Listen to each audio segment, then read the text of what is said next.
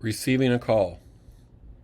Calls are received via the VHF pager, and here is a sample dispatch.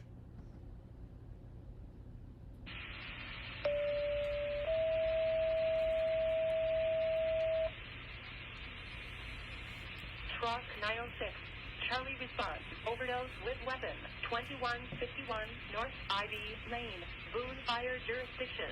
Truck 906, Charlie response, overdose with weapon, 2151 North Ivy Lane, Boone Fire Jurisdiction.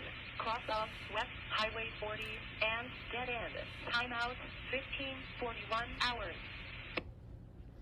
So several things in that dispatch. There were tones, and those tones are specific to a station, and the tones are what your pager is listening to that causes the pager to open up to where you can hear the rest of the dispatch. Then the units were listed, and we list our units, we number our units in a specific format. Frontline engines, frontline engines, the unit number ends in 1.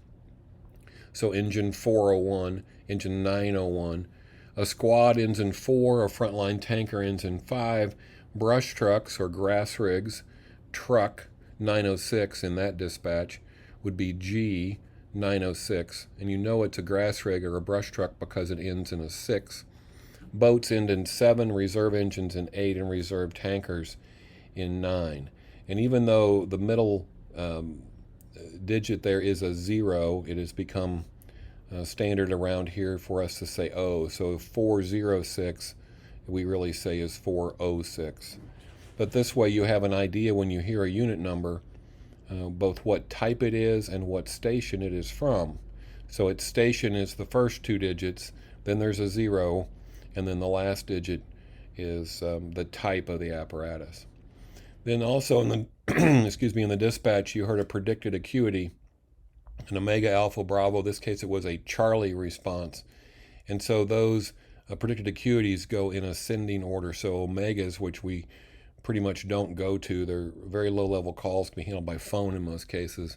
Then Alpha, Bravo, Charlie, and Delta and Echo are the most serious of the predicted acuities. Now, what's predicted is not what always turns out to be, but for the most part, this gives you an idea of the seriousness of the call. And then the nature of the call, and there's a whole number of those, no way we could put them on a slide. But residential structure fire, natural cover fire, motor vehicle crash, and on the medical side, it's more specific, a sick person or an overdose. And then there's 2 specific types, the EMS response. Those are calls that typically don't get fire, although we may be dispatched secondarily to that. And then a medical emergency call, which would get fire and EMS. The EMS responses and the medical emergencies usually come through the dispatch system from the law enforcement side or are transferred to an EMS position afterwards. But more on nature of calls later, and particularly a predicted acuity as well. Then the dispatch gives you the location. So on the sample dispatch we showed you, that was Ivy Lane, and it gives you a numeric, and the numbers matter. You can tell what side of the street the address is on based on the numerics. So if it's an even numbered address, that's going to be on either the east or the south side of the street, depending on whether your street runs north-south or east-west. And then odd numbers will be on the north and the west. Sometimes they'll give you an intersection, such as Providence and Stadium. But in this case, the address was Ivy Lane and gave you a numeric, which, based on it being odd, you would know which side of the street that's on.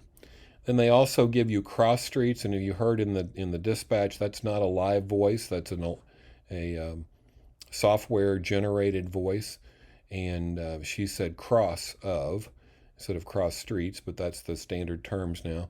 A cross of something and something. So cross streets are streets that intersect with the road where the incident's on, and they are the streets before and after the incident. So an example of a call at headquarters at 2201 I-70 Drive Northwest, the cross streets are Stadium and Garden Drive. So if you're coming from the east, you're going to cross Stadium before you get to the address for headquarters. If you're coming from the west, you would be crossing Garden Drive before you get to the address of headquarters. Also included in the dispatch is jurisdiction. They'll say county fire or city fire, and that helps you determine which radio channel to switch to. If we go to a call in the county fire jurisdiction, we're listening to the county fire channel. If we go to a call in city fire jurisdiction, we're listening to the city fire channel. Then we have an app called Active 911, very slick, very helpful, tons of information here. And the app serves as two purposes. It allows you to declare your response, that you are going and what your situation is, as well as helps you find the call and gives you a little bit of information about the call. The notes that are there are notes that come from the dispatch system. So as the operators are asking questions and getting answers or bringing information in from various sources, it all gets pumped in to the call notes. Now, it's key for you to realize that those call notes are frozen as of the time of the dispatch. So any information that is entered in the dispatch system after the call is dispatched won't automatically update into your notes here. So you get a snapshot in time as to what they knew when they sent you, but you won't get additional information that they've gathered since. But again, the address, 3 map buttons, very simple and intuitive, as well as how many folks are going, and then the nature of the call, cross streets, and what units are going. A tremendous amount of information available on your phone with the Active 911 app. We use it to show how you are responding. Are you responding from the station with apparatus? Are you responding to the station to get apparatus? Or are you responding directly to the call? We really don't use the arrival and clear buttons, but we really need you to declare that you are going and what your situation is. This is how we're able to manage staffing and apparatus response in our deployment model. It's very a number of variables, very challenging, and we need you to declare that you're going and what your situation is so we can make decisions on the fly. So in summary, Active 911 does not replace your pager. It supplements your pager. You should wear your pager at all times. And the Active 911 app gives you a real head start on locating the call and gives you an idea of what notes, what information has been able to be gained prior to the dispatch, and then indicate your response using those buttons. But we do not want you doing distracted driving. You need to look at the map, look at the notes before you get moving, but we do not want you using a phone app as you go down the road if you're the person driving. So that's how we receive a call. Great deal of information there and that is given in the dispatch. Some things for you to know would be, what is a cross street? What does that mean?